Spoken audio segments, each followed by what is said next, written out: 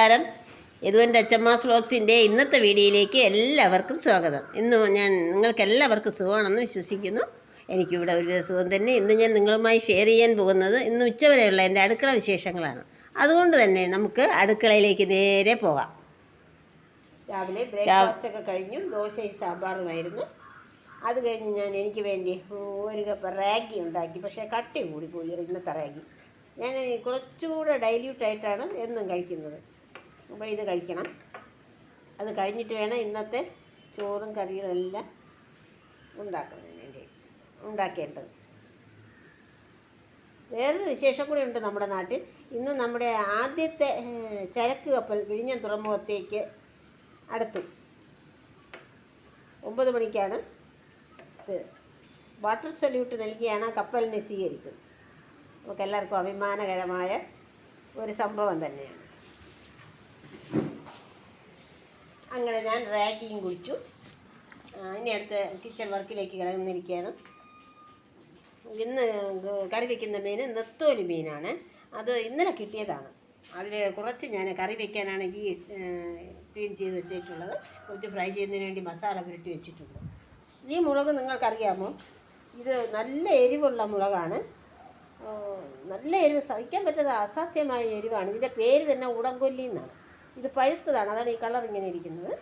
ഞാൻ ഇതിൽ നിന്ന് 2 മുളകെടുത്ത് നെത്തോലി മീനിലിട്ടു. അല്ലാതെ വേറെ ഒന്നും നെത്തോലി മീനിൽ ഇന്ന് ഇട്ട് വയ്ക്കുന്നില്ല. മാങ്ങയോ മുരിങ്ങയ്ക്കയോ ടൊമാറ്റോയോ ഇതൊക്കെ ഉണ്ടായിരുന്നാൽ ഇടാം. പക്ഷേ ഇത് 3 ഇല്ല ഇന്ന് നാട്ട് അവൈലബിൾ. അതുകൊണ്ടാണ്. പിന്നെ മറ്റേ പച്ചമുളകുണ്ട്, തൊണ്ടമുളകുണ്ട്. പക്ഷെ വേണ്ട, ഞാനിന്ന് ഇത് ഇട്ട് നോക്കിയതാണ്. അബദ്ധവശാൽ ആരെങ്കിലും ചവയ്ക്കുകയാണെങ്കിൽ ഇരിക്കും.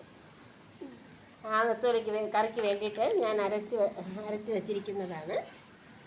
തേങ്ങ, മുളക്, മല്ലി മുഴുവനോട് വറുത്തരച്ചതാണ്. പിന്നെ ഉള്ളി, ഉലുവ ഇതെല്ലാം ചേർത്ത് ഞാനൊന്ന് ചൂടാക്കി അരച്ചതാണ്. അതുകൊണ്ട് മുളകിൻ്റെ എരിവ് കുറച്ചു. ഉടംകൊല്ലിയുടെ എരിവുള്ളത് വാളം പുളിയാണ് ചേർക്കുന്നത്. ഇനി ഇതിലേക്ക് വരുന്നുള്ള മഞ്ഞൾപ്പൊടി ചേർക്കുന്നു. ഇനി ആവശ്യത്തിന് ഉപ്പും ചേർത്ത് കറി വയ്ക്കാൻ പോവുകയാണ്. അങ്ങനെ മീൻ കറി റെഡിയായിക്കൊണ്ടിരിക്കുന്നു. കുറച്ച് വെളിച്ചെണ്ണ കൂടി ചേർത്തു.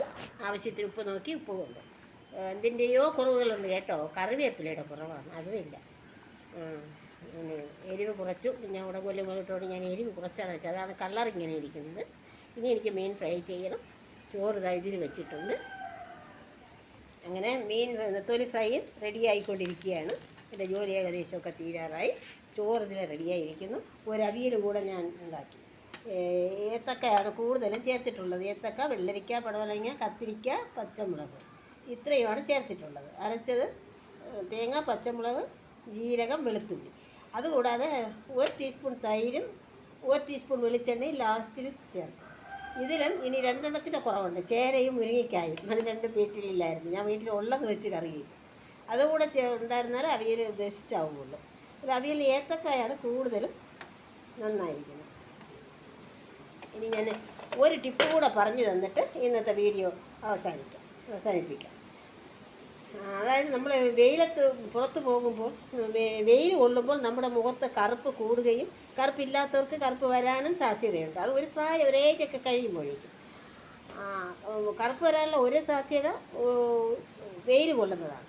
അപ്പോൾ നമ്മൾ വെയിലത്ത് പുറത്ത് പോകുമ്പോൾ ചിലർ സൺസ്ക്രീൻ ലോഷൻ തേക്കാറുണ്ട്. അത് കുഴപ്പമില്ല. തേക്കാൻ പറ്റാത്തവർ പോയിട്ട് വീട്ടിൽ വന്നാലുടൻ മുഖം സോപ്പിട്ട് കഴുകിയതിന് ശേഷം തണുത്ത മോരുണ്ടെങ്കിൽ തണുത്ത വെള്ളവും തണുത്ത മോരും മിക്സ് ചെയ്ത്, തണുത്തല്ലെങ്കിൽ ഓർഡിനറി മതി, മിക്സ് ചെയ്ത് മോര് വെള്ളമിട്ട് മുഖം നന്നായിട്ടൊന്ന് കഴുകി കളയണം. അപ്പോഴേക്കും പിന്നീട് അത് കറുപ്പുണ്ടാവും എന്നൊക്കെ ഭയക്കേണ്ട ആവശ്യമില്ല. മനസ്സിലായോ? അങ്ങനെ എൻ്റെ ഇന്നത്തെ വീഡിയോ ഇവിടെ അവസാനിപ്പിക്കുകയാണ്.